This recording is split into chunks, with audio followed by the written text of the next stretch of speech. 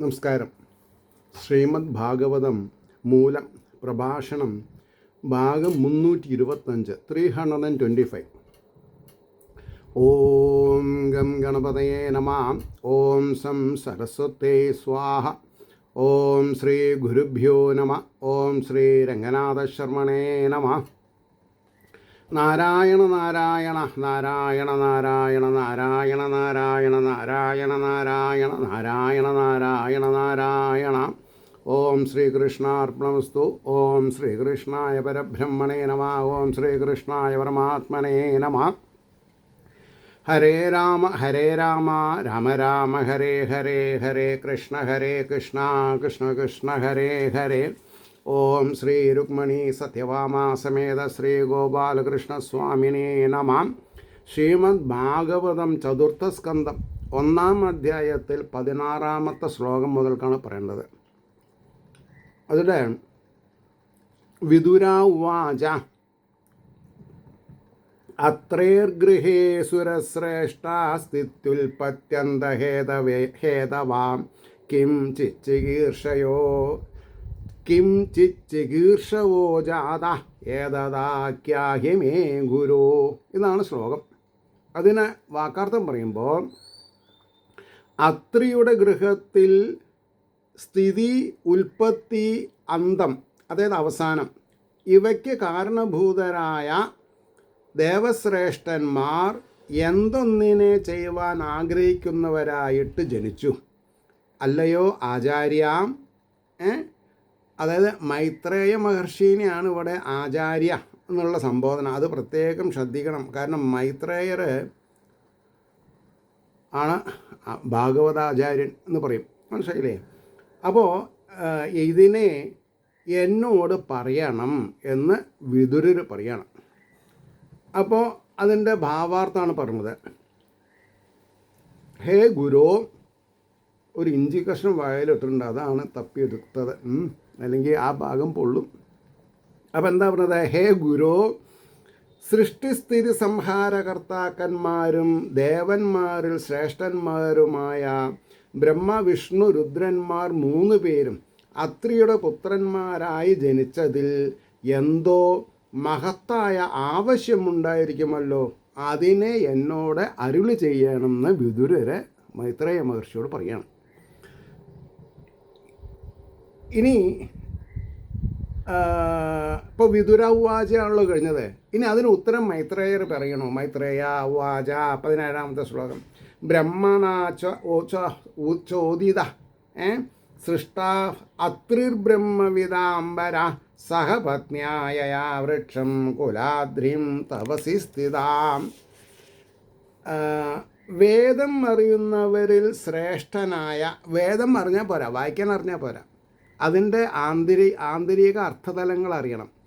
അതാണ് ശ്രേഷ്ഠനായ അത്രി സൃഷ്ടിയിൽ ബ്രഹ്മാവിനാൽ പ്രേരിപ്പിക്കപ്പെട്ടവനായിട്ട് ഭാര്യയോടുകൂടെ കുലപർവ്വതമായ വൃക്ഷത്തെ പ്രാപിച്ചു. വൃക്ഷകുലം തപസ്സിൽ ഏർപ്പെട്ടു എന്ന് പറഞ്ഞു. ഇനി അതിൻ്റെ ഭാവാർത്ഥം മൈത്രേയൻ പറഞ്ഞു. വേദജ്ഞന്മാരിൽ വെച്ച് ഉത്തമനും സ്വപുത്രനുമായ അത്രിയെ ലോകത്തെ അഭിവൃദ്ധിപ്പെടുത്തുവാൻ ഉപകരിക്കുന്ന സൃഷ്ടിയിൽ ഏർപ്പെടണമെന്ന് ബ്രഹ്മദേവൻ പ്രേരിപ്പിച്ചു.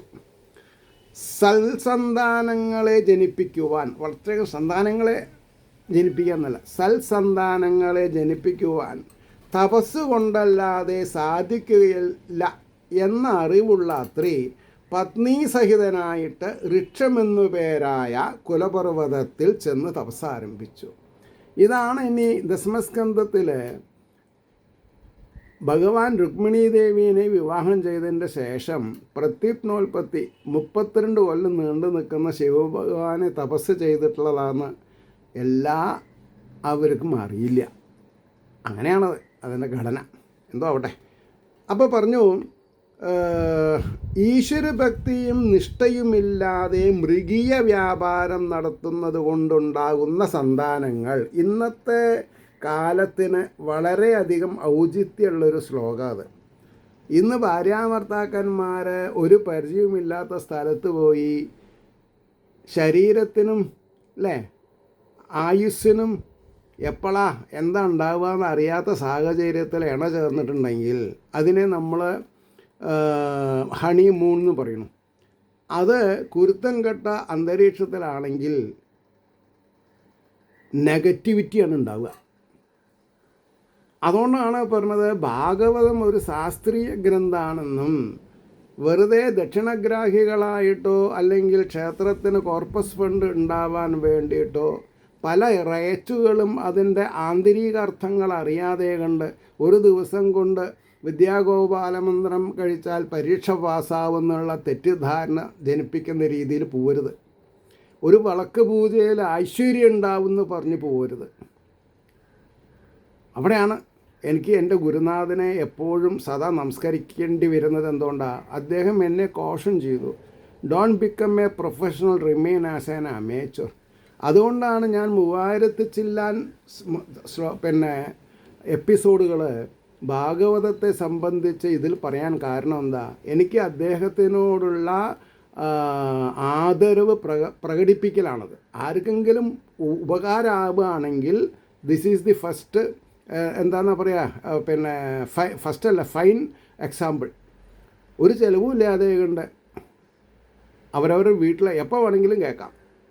മനസ്സിലായില്ലേ? ഒരു വാക്ക് വിടാതെ കണ്ട് പറഞ്ഞത് എന്തുകൊണ്ടാണ്? എനിക്ക് റിവിഷൻ ചെയ്ത ഫലം ഉണ്ടാവും, നിങ്ങൾക്ക് പഠിക്കണമെങ്കിൽ പഠിക്കുകയും ചെയ്യാം, അത്രയേ ഉള്ളൂ.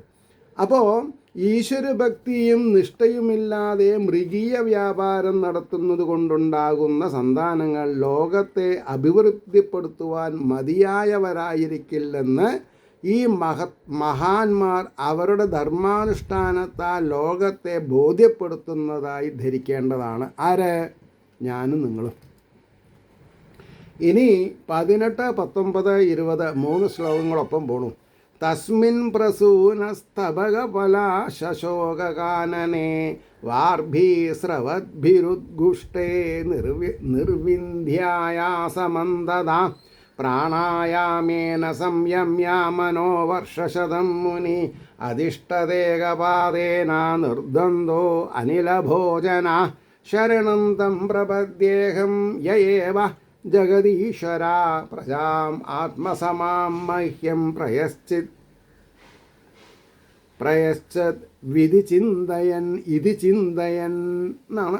അപ്പം അതിൽ വർഷശതം 100 വർഷങ്ങൾ തപസ് ചെയ്തു എന്നാണ് പറഞ്ഞത്. അതേമാതിരി നിർദ്വന്ദ്വോ അനിലഭോജന, കാറ്റ് കഴിച്ചും കൊണ്ടാണ് അവർ തപസ് ചെയ്തത് എന്ന് പറയുന്നു. അപ്പോൾ നമ്മൾ ഈ 7 ദിവസം സപ്താഹത്തിന് 4 നേരം ആഹാരം കൊടുക്കുകയും ചെയ്യരുത്, കഴിക്കുകയും ചെയ്യരുത്. ഉപാസനയായിട്ട് വേണമെന്നാ, നിലത്ത് കിടക്കണമെന്നാ പറയണത്. അതേമാതിരി തന്നെ പ്രയശ്ചത് ഇത് ചിന്തയൻ, ചിന്തനകൾക്ക് വശപ്പെടണം. നമ്മൾ ഈശ്വരനെ സദാസമയത്തും ചിന്തിക്കാൻ സാധിക്കുക, സ്മരിക്കാൻ സാധിക്കുക. ഇനി ഈ 3 ശ്ലോകത്തിൻ്റെയും വാക്കാർത്ഥ പറഞ്ഞത്, പ്ലാച്ചി, അശോകം ഇവയുടെ പുഷ്പങ്ങൾ നിറഞ്ഞ കാടുള്ളതും നിർവ്യന്ധ്യയുടെ ഒഴുകുന്ന ജലത്താൽ, അതായത് ഒരു അരുവി, പിന്നെ പറഞ്ഞു ഒഴുകുന്ന ജലത്താൽ 4 ഭാഗത്തും നാദത്തോടു കൂടിയുമായ വെള്ളം ഒഴുകുന്ന ശബ്ദത്തോടുകൂടി ആ പർവ്വതത്തിൽ മനനശീലനായിട്ട് പ്രാണായാമത്താൽ മനസ്സിനെ അടക്കിയിട്ട് ദ്വന്ദ്ങ്ങളെ അതിക്രമിച്ചവനും വായുവാകുന്ന ആഹാരത്തോടു കൂടിയവനും പിന്നെയോ ജഗത്തുക്കളുടെ ഈശ്വരൻ യാതൊരുവനോ അവനെ ഞാൻ ശരണം പ്രാപിക്കുന്നേൻ, എനിക്ക് അവനോട് തുല്യയായ പ്രജയെ നൽകണം. ഈശ്വരനെ തന്നെ പ്രജയായിട്ട് കിട്ടണമെന്നാണ് പറഞ്ഞത്. ഇങ്ങനെ ചിന്തിക്കുന്നവനായിട്ട് 100 വത്സരക്കാലം ഒരു കാൽ കൊണ്ട് സ്ഥിതി ചെയ്തു, ഒറ്റക്കാലിൽ നിന്ന് തപസ് ചെയ്തു എന്നാണ് പറഞ്ഞത്. ഇതൊന്നും അറിയാതെ കണ്ട് 10,000 20,000 സപ്താഹത്തിന് കൊടുത്തു.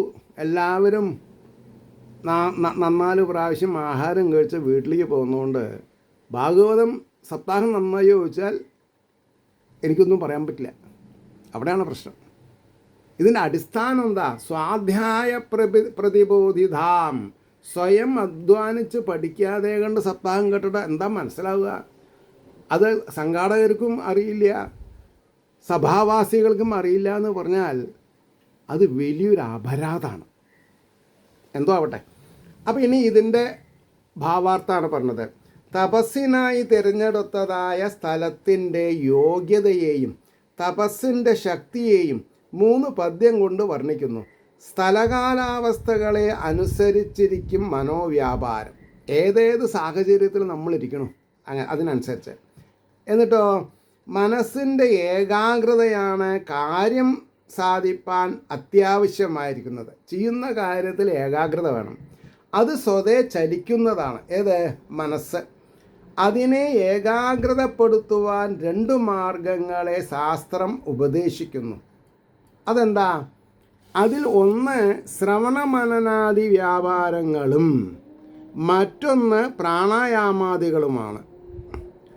ശ്രവണാദികൾ സുഖസാധ്യങ്ങളാണെങ്കിലും ബഹുകാലം കൊണ്ട് മാത്രമേ ഫലപ്രദങ്ങളായി വരികയുള്ളൂ. അഷ്ടാംഗയോഗ പ്രധാനമായ പ്രാണായാമാദികൾ അങ്ങനെയല്ല, ക്ഷണസാധനകളാണ്. അതുകൊണ്ട് ആ മാർഗത്തെ അംഗീകരിച്ചുവെന്നാണ് വർണ്ണനയിൽ അടങ്ങിയിരിക്കുന്ന താല്പര്യം അല്ലെങ്കിൽ കാര്യസാരം. മനസ്സിനെ ആഹ്ലാദിപ്പിക്കാൻ ഉപകരിക്കുന്ന സാമഗ്രികളെല്ലാം ഈ പർവ്വത പരിസരങ്ങളിൽ അയത്നസിദ്ധികളായിരുന്നു എന്ന് പറഞ്ഞെന്താ? യത്നിക്കാതെ കണ്ടെന്നെ എല്ലാ സൗഭാഗ്യങ്ങളും അവിടെ ഉണ്ട്. പഞ്ചേന്ദ്രിയങ്ങളെ സന്തോഷിപ്പിക്കുന്നതിന് സമർത്ഥങ്ങളും പരിശുദ്ധങ്ങളുമായിരുന്ന 4 ഭാഗത്തുമുള്ള സാധനങ്ങൾ. പ്രാചി, അശോകം മുതലായ പുഷ്പപ്രധാനങ്ങളായ വൃക്ഷങ്ങൾ പൂങ്കൊത്തുകളാൽ രമണീയങ്ങളായിരുന്നു. ഈശ്വരാരാധനയ്ക്ക് ഉപകരിക്കുന്ന ആ പുഷ്പങ്ങൾ രൂപത്താൽ നേത്രത്തെയും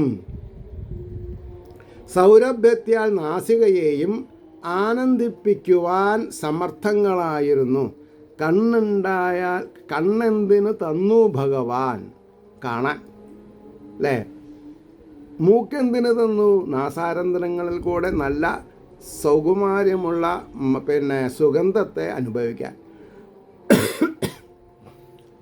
ഹൃദയം എന്തിനു തന്നു? മനസ്സെന്തിനു തന്നു ഭഗവാൻ? ഭഗവാനെ പ്രതിഷ്ഠിക്കാൻ. ഇതൊന്നുമില്ലാതെ കണ്ട് എങ്ങനെ സപ്താഹം ഗംഭീരാവുക? അപ്പോൾ പറഞ്ഞു, ഋക്ഷപർവ്വതത്തിൽ നിന്നുത്ഭവിച്ചൊഴുകുന്ന നിർവിന്ധ്യ നദിയുടെ പ്രവാഹം നിമിത്തമുണ്ടാകുന്ന ശ്രാവ്യമായ നാദം 4 ഭാഗത്തും മുഴുങ്ങിക്കൊണ്ടിരുന്നു. സ്നാനപാനാദികൾക്ക് നിർമ്മലമായ ജലം സുലഭമായിരുന്നതിന് പുറമേ ശ്രോത്രേന്ദ്രിയത്തിന് പരമാനന്ദവും അനായാസേന സിദ്ധിച്ചിരുന്നു. ഒരു ബുദ്ധിമുട്ടുമില്ലാണ്ട് അനായാസേന. അപ്പോൾ പറഞ്ഞു, പുണ്യജല സ്നാനപാനാദികളാൽ ഉള്ളും പുറവും പരിശുദ്ധമാകുന്നു. അതാണ് സത്യം. ഇപ്രകാരമുള്ള രമ്യസ്ഥാനത്തിൽ പ്രാണായാമത്താൽ മനസ്സിനെ ചാഞ്ചല്യമെന്ന ദോഷത്തെ നിരോധിക്കുന്നതിൽ പരിശ്രമിച്ചു. മതം പൊട്ടിച്ചാടി ഓടുന്ന ആനയെ പന്തിയിലിട്ടടയ്ക്കുന്ന മാതിരിയിൽ അലയുന്ന മനസ്സിനെ അടക്കുവാൻ പ്രാണായാമം സദ്യപലർദങ്ങളായ ഉപയോഗമാകുന്നു. ഇതറിയണം. പ്രാണായാമം ചെയ്യണത് ഋഷിയാവാനല്ല, കാര്യങ്ങൾ കൈവിട്ടു പോവാതെ ഇരിക്കാൻ. മനസ്സടങ്ങുമ്പോൾ ശരീരാഭിമാനം നന്നേ കുറഞ്ഞു വരുന്ന മനസ്സ് ചഞ്ചലിപ്പില്ലാതെ കണ്ടായാൽ കാര്യങ്ങൾ എളുപ്പമായി. ശീതം, ഉഷ്ണം എന്നിവയുടെ ബാധയെ അറിയുന്നതിനുള്ള മനസ്സിൻ്റെ അന്തർലീനമായ അവസ്ഥയിൽ ആ ഉപദ്രവം ശരീരത്തെ ബാധിക്കുകയില്ല. അവയെ സഹിപ്പാനുള്ള ശക്തി ഉണ്ടായി. ശരീരം പ്രാരബ്ധത്താൽ തന്നെ നിലനിൽക്കുന്നതാണെന്നുള്ള ബോധത്താൽ, അതാണ് മന്ത്രവാദം കൊണ്ടും ബി കോംപ്ലക്സ് ടാബ്ലറ്റ്സ് കൊണ്ടും അല്ല ശരീരം നിലനിൽക്കുന്നത്.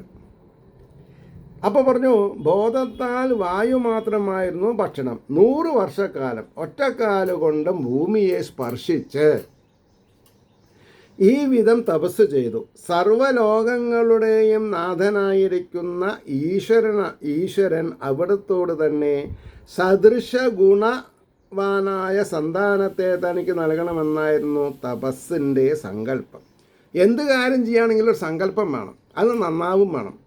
ഈ സങ്കല്പത്തോടുകൂടി സർവരനെ ശരണം പ്രാപിച്ച് തപസ് ചെയ്തു എന്ന് പറഞ്ഞു. അപ്പോൾ 2 ശ്ലോകം 21ഉം 22ഉം ശ്ലോകങ്ങൾ ഒപ്പം പോവും. അതെങ്ങനെയാണ്? തപ്യമാനം ത്രിഭുവനം പ്രാണായാമേധസാഗ്നിന സ അഗ്നിന നിർഗതേന മുനേർമൂർധന സമീക്ഷ്യ പ്രഭവസ്ത്രയാം അപ്സരോ മുനിഗന്ധർവസിദ്ധവിദ്യാധനോണ ഉരകൈ വിദായമാന യശസ്സസ്ത ആശ്രമപദം യയൂ. എന്താ അതിന് വാക്കാർത്ഥം പറയാ? പ്രാണായാമമാകുന്ന വിറകോട് കൂടിയതും കത്തി കാളാൻ വേണ്ടിയിട്ടേ മുനിയുടെ മൂർധാവിൽ നിന്ന് പുറപ്പെടുന്നതുമായ അഗ്നിയാൽ 3 ലോകം തപിക്കപ്പെടുന്നതിനെ പ്രഭുക്കളായ 3 പേരും കണ്ടിട്ട് അപ്സരസ്സുകൾ മുതലായവരാൽ കീർത്തിക്കപ്പെടുന്ന യശസ്സോടുകൂടിയവരായിട്ട് ആ ആശ്രമസ്ഥാനത്തെ പ്രാപിച്ചു എന്നാണ്.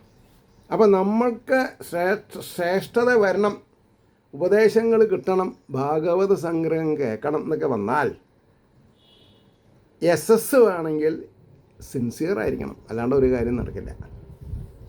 ഇനി അതിൻ്റെ ഭാവാർത്ഥ പറഞ്ഞത് 100 സംവത്സരം പ്രാണായാമത്തോടുകൂടെ തപസ് ചെയ്തതിനാൽ മുനിയുടെ അന്തർഭാഗത്തിലുള്ള അഗ്നി ജ്വലിച്ച് മൂർധാവിൽ കൂടെ പുറമേ വ്യാപിച്ചു. ഇത് നമുക്ക് എല്ലാം സാധിക്കും ശ്രദ്ധിച്ചാൽ.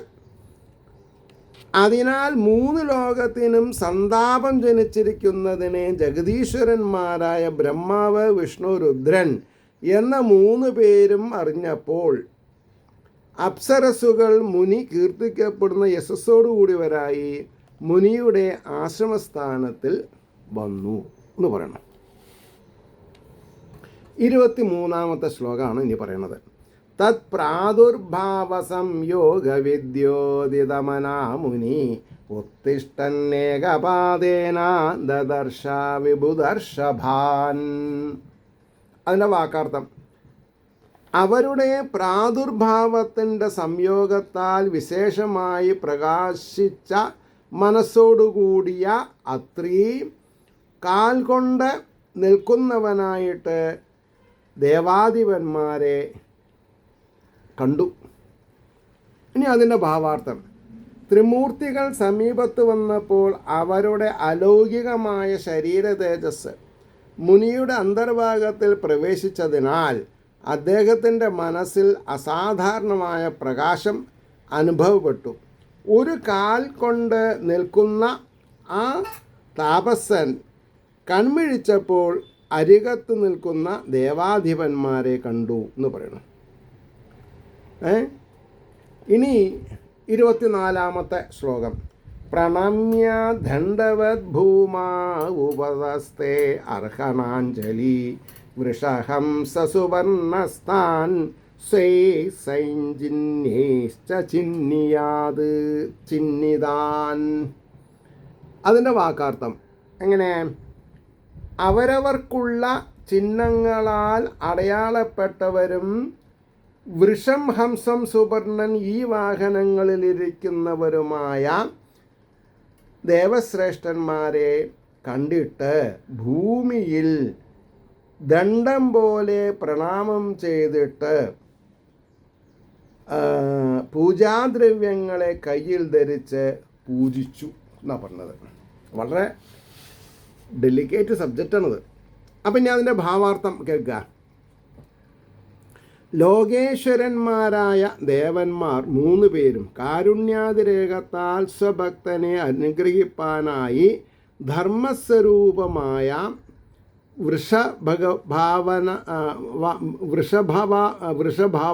വൃഷഭവാഹനത്തിൽ ത്രിശൂലം, ഡമരു, സർപ്പങ്ങൾ എന്ന ആയുധഭൂഷണങ്ങളെ ധരിച്ച ശിവനും ജ്ഞാനസ്വരൂപനായ ഹംസം എന്ന വാഹനത്തിൽ കമണ്ഡലു, കുശം മുതലായ സ്വചിഹ്നത്തോടുകൂടെ ബ്രഹ്മാവും ഭക്തിസ്വരൂപമായ ഗരുഡവാഹനത്താൽ ശംഖചക്രഗദാപത്മങ്ങളായ ആയുധങ്ങളെ ധരിച്ച് വിഷ്ണുവും മുമ്പിൽ നിൽക്കുന്നതിനെ കണ്ടപ്പോൾ ഭക്തിപൂർവം ഭൂമിയിൽ ദണ്ഡം പോലെ വീണു നമസ്കരിച്ച ഉടനെ പുഷ്പകം, ഫലം, ജലം, ചന്ദനം, ധൂപം, ദീപം എന്നീ പൂജാദ്രവ്യങ്ങളെ കൊണ്ട് പൂജിക്കുകയും ചെയ്തു എന്ന് പറഞ്ഞു. വളരെ സങ്കീർണമായിട്ടുള്ള ഒരു പഠനമാണത്. അപ്പോൾ ഇനി 25ഉം 26ഉം ശ്ലോകങ്ങൾ ഒപ്പം പോവും. അതെങ്ങനെയാണ്? കൃപാവലോകേന ഹംസൽ വദനേനോപലംഭിതാൻ തദ്രോജിഷാ പ്രതിഹതേ നിമീലമുനിരക്ഷിണീ ചേതസ്ഥൽ പ്രണവം യുജ്ജസന്നസ്താവിൻ സമ്മയാഞ്ജലി ശ്ലഷ്ണയാ സുരക്ഷിതാ വാചാ സർവലോകഗരീയസ. അതിൻ്റെ എന്താ പറയുക, വാക്കാർത്ഥം പറയാം. ആദ്യം കരുണാപൂർവക ദൃഷ്ടിയോടും മന്ദഹാസമുള്ള മുഖത്തോടും കൂടെ അറിയപ്പെട്ടിരിക്കുന്ന അവരെ പൂജിച്ചു. അവരുടെ കാന്തിയാൽ ഹനിക്കപ്പെട്ടിരുന്ന നേത്രങ്ങളെ അടച്ചിട്ട് മനസ്സിനെ മനസ്സിനെ അവർക്ക് അധീനമാക്കി യോഗത്തെ അനുഷ്ഠിച്ചിരിക്കുന്നവനായ മുനി അഞ്ജലി ചെയ്തുകൊണ്ട് മധുരവും അർത്ഥഗാംഭീര്യവുമായുള്ളതുമായ വാക്കുകൊണ്ട് സർവലോകൈക ഗരീയസ സകല ലോകങ്ങൾക്കും വെച്ച മഹാത്മാന്മാരെ സ്തോത്രം ചെയ്തു എന്ന് പറഞ്ഞു. ഇനി അതിൻ്റെ ഭാവാർത്ഥാണ്: അവരവരുടെ ആയുധഭൂഷണാദികളെ ധരിച്ച് വൃഷഭാദിവാഹനങ്ങളിലിരിക്കുന്ന ത്രിമൂർത്തികൾ കരുണയോടുകൂടി കടാക്ഷത്താലും മന്ദഹാസമനോഹരമായ മുഖത്താലും തങ്ങൾ ഇന്നവരാണെന്ന് മുനിയെ ധരിപ്പിച്ചു. മുനി അവരെ യഥാവധി പൂജിച്ചു. അവരിൽ നിന്ന് പുറപ്പെടുന്ന തേജസ്സിനെ ശരിക്ക് നോക്കുവാൻ സാധിക്കാത്തതിനാൽ കണ്ണുകളെ അടച്ചു. അല്ലെങ്കിൽ എന്ത് പറ്റും? കണ്ണ് പൊട്ടിപ്പോവും. അപ്പോൾ മനസ്സിനെ അവരിൽ തന്നെ നിർത്തി മാധുര്യവും അർത്ഥഗാംഭീര്യവും ചേർന്നിരിക്കുന്ന വാക്കുകൾ കൊണ്ട് അഞ്ജലിപൂർവം സകല ലോകവന്ദ്യന്മാരായ അവരെ സ്തോത്രം ചെയ്തു എന്ന് പറഞ്ഞു. അവിടെ നിർത്താം. ഏവർക്കും ശ്രീഹരിയുടെ അനുഗ്രഹാശിസ്സുകൾ നിർലോഭം ഉണ്ടാവട്ടെ എന്ന് പ്രാർത്ഥിക്കുന്നതിനോടൊപ്പം ലോകാ സമസ്ത സുഖിനോ ഭവന്തി ആയിരിക്കട്ടെ നമ്മുടെ ഓരോരുത്തരുടെയും പ്രാർത്ഥന എന്നും സ്മരിച്ചുകൊണ്ട് വാക്കുകൾ ഉപസംഹരിക്കുന്നു. നമസ്കാരം. നാളെ കാണാം.